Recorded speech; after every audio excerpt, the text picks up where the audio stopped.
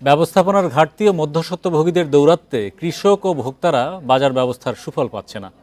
পণ্যের দাম নির্ধারণ বাণিজ্য মন্ত্রণালয়ের কাজ না হলেও বাজারে পণ্যের দাম বাড়লেই মন্ত্রণালয়কে দোষারোপ করা হয়।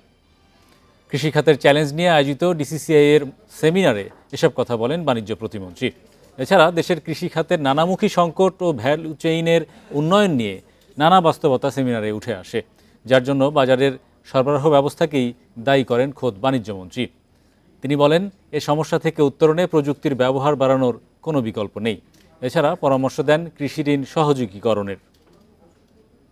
কোনো কিছু উৎপাদন করে না, কোনো কিছু সংরক্ষণ করে না, কৃষক কিন্তু তার পণ্যের দাম পাচ্ছে না হারভেস্টিং সিজনে, আবার ভোক্তা অতিরিক্ত দামে ক্রয় করতেছে। তার মানে মাঝখানে there is a disturbance।